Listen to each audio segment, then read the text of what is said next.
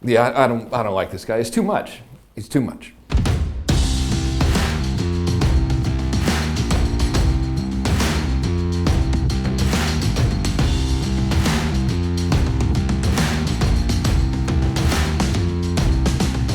Yeah, so I first heard about Grant Cardone, I think in, gosh, it was the 1996 or something. I was working in sales, and he got on my radar. And this is, I had a job. It was before I started my own business and everything. And time goes on, and sometime around 2008, maybe, or 2009, he was doing an event, or was actually speaking for someone I knew, and the person putting the event on said, "Hey, this guy Grant Cardone wants to meet you." And I remember thinking, I don't like this guy, he's too much. And the reason I thought that is because I had associated him with like this high pressure sales stuff. And I don't like high pressure sales. It's not my thing, And of course I didn't know him. I never watched any of his materials in depth or whatever. I had just drawn that conclusion that this guy is a high pressure sales guy. I don't like him. I don't want to talk to him. Didn't meet him. A couple of years go by. I end up in Mexico. Cabo, Mexico, with 2 clients. So I'm on this vacation with 2 clients of mine. They're very successful. And one of them says, "Hey, you ever heard of this guy, Grant Cardone?" I'm like, "Yeah, I don't like him." They're like, "Why don't you like Cardone? He's awesome." I said, "I don't know. I don't like him. He's a high pressure sales guy, And they said, "No, you should follow him. He's got really good content. He's really smart." I'm like, "I don't know. I don't think I'm going to follow him." And one of the guys, for whatever reason, he's like, "He's got a plane." And so I think to myself, okay, well, if he's got a plane, probably worth following, and that was 100% of my logic right there. Frank, Frank, that ain't a plane, Frank. That's one of the biggest corporate jets in the world, son. Okay, you understand what I'm saying? Sleeps 14, rolls 14 people, sleeps 8. All right, needs 3 pilots, boy.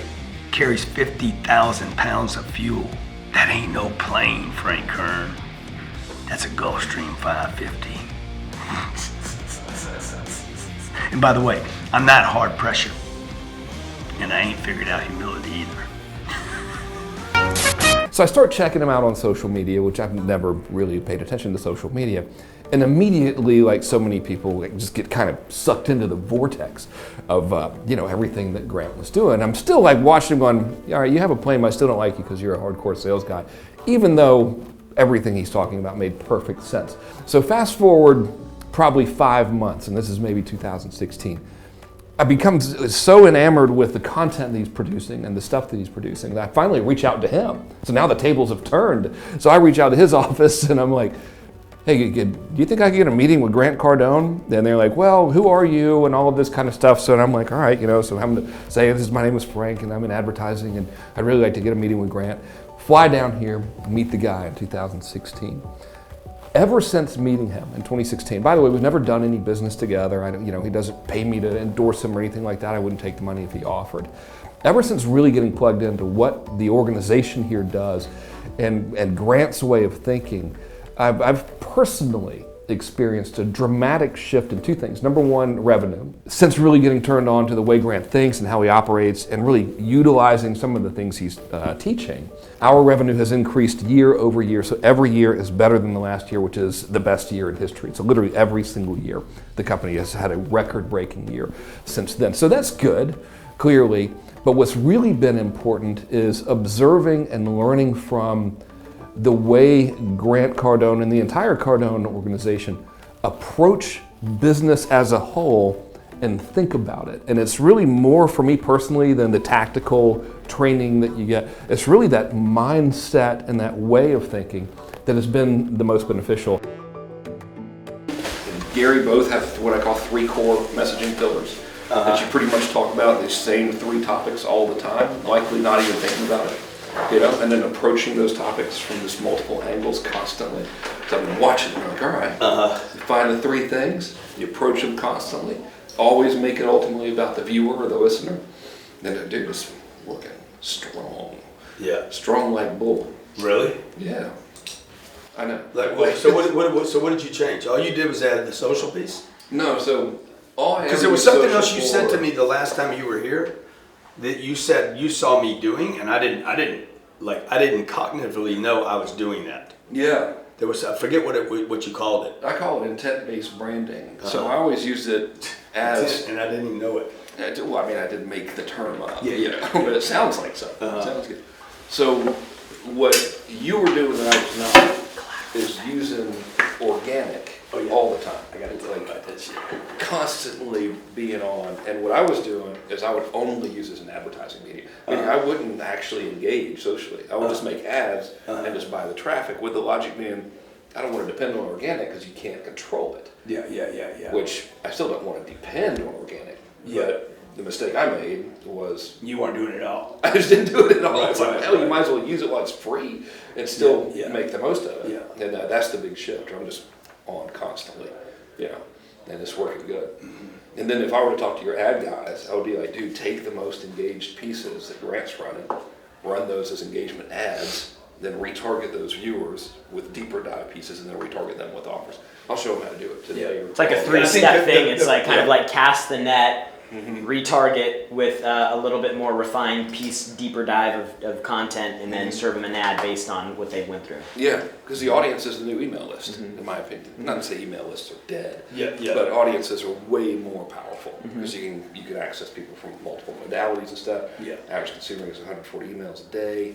It's dying as a medium. So you got way ahead of that game so early. Hit the list. Which is good. Still hit the list, Yeah. but now the list is not just the list, it's the audiences as well. Yeah. We did this real estate thing this weekend. Okay. Was that our best webinar or Was that this second? weekend? Yeah, we did a real estate webinar. Charged $49. Had 6,000 people register for it Dude, this for $49. 6,000. And then That's a we had of the Listen to people that this. were on live, we had like 1,800 1,900 people that were on. We've converted over 600 at $1,000. Good Lord. 33%. And it's been a week. So 32. It's been a week. Man. And that What's was, the there was deadline? no, the day there up, were, dude. The day up, we had 662 within 24 hours. When I finished it was a 4-hour webinar. When I finished it, we had already done 300 sets of the 1,900 people that were on. So that's doubled very since strong. then. Very so. How do you prepare for those things? Like 4 hours is no joke. Do you sit down and make all the slides, or do you just outline? It was basically what I do is I take a piece of paper. Okay, I'm gonna start with what's the first thing in real estate. That's what Jared said. Hey, I just want to know. people want to know how to get started. So, It's okay, such okay. a big thing. So They all want to I- know the first 3 steps. All I do is I just go back. Hey, what's the first thing you did? Oh, bought a house. First thing I did was bought a house. I didn't research shit. You were just like, okay, Bought a house. I got a loan. Okay, I repeated it. I did another house. I'm gonna tell those 2 stories. Okay, what happened on both of them? Oh, the first one didn't work. I sold it. And then while I was doing it, I was like, God damn, if I'd have just kept doing number 1 and not bailed out, I'd have made $11 million on houses that I thought didn't work. Yeah. Once I looked after 30 years. So anyway, I just walked through. I had a piece of paper, created a PowerPoint on it. Couldn't have taken more than 30 minutes. So you made the PowerPoint and all that stuff too? Yeah, so it's in there. It's in my teleprompter to keep me Got kind it. of focused. Yeah. But it's just a bullet point. It's like could be one thing on a page, and then I rip for 25 minutes. You might be the most prolific content creator that I think I am. I would take that as one of the nicest compliments anybody could give me because I've said that around here before. I said, guys, nobody has more content than we do. Let's do it. Dude, I want to collaborate with people. I don't want to compete anymore. I'm done with the competition shit. So when you hear all that, such thing. I think of me, you, everybody I know, that but teaches when you business hear all growth. that early sales stuff from me, I was in such a competition mode. I was competing with everybody. I thought it was me against everybody. And really it's just been since we did that first growth conference and we had other people on stage and I didn't do any of the speaking. Yeah. I was just introducing people, doing interviews and doing Q&As. Fireside chats. Even the second one, even Russell Brunson says, dude, why are you giving up all your stage time to other people? Because I want to collaborate. Yeah. But then we figured that the other people don't really know how to do it yet. Like, they're like, hey, follow my Instagram. I'm like, that's not a collaboration. We don't care about your Instagram when I spent $6 million trying to get 30,000 people in a room. Yeah. Right now we care about where is everybody going through next year and 2020. And way on down the line. Yeah, Because exactly. they'll stay with you forever. You do it right. Well, and they'll stay with us. Yeah. Right. So like Damon John, people can come to us now and get Damon John's content. If every single person became the best version of their marketing and sales ability possible. Never slept. Spent $1 billion each on advertising a day. We couldn't hit a dent in the demand for this. Impossible, right? So there is no the competition in that sense is an illusion where it's like, oh, if you sell to this guy, he's not going to do business with me. There's an endless demand. We did that deal in San Mateo. There's 8,000 people there. Yeah. Hey, Johnny, you know what? Why don't you try this shot, Johnny? Just all the way on the table. I want to see what it looks like. Yeah, that's it, Johnny. Just lay it down there. Every time you're in here, I want this shot. The thing that you're saying though is the market. I know you do, so but when he's talking, you get him right from there. Like it's fucking awesome shot. The more you understand that, the more you realize that it's just like endless. It's forever. It's okay. I mean, you probably need 2 cameras here. It's so massive. When we're doing these things, see. Fucking awesome shot. Shows the dick. So what I was saying was, we're in San Mateo. We get there. It's Tony, Pitbull, Magic Johnson. Magic. None of those guys are there, by the way. Some guys on stage I've never fucking seen, never heard, hidden that good. And I'm like, these fucking people are making money. Yeah. And I'm like, man, this is being done all over the country, all over the world right now, by no names. Exactly. Pulling in audiences. Well, and then the content's no good. So if you actually could deliver the result to the person, it's even more of a big deal. You know? Yeah. Which is great. I've always felt that way. Mm-hmm. Even in like the CRM space, you know, I was helping Kartra, and then I know Russell and all these, and they're like, oh, you guys worried about, market share? And it's like, no, of course I'm not worried about market share. There's no way if every single, like, if you take HubSpot and what else you got, Salesforce, whatever, Infusionsoft, bundle them, everybody expands 10x, still not going to make a dent in the demand. There's just no way, So I think you're on the right path with the whole collaboration. Yeah. There's no such thing as a zero-sum game, It's crazy. Yeah.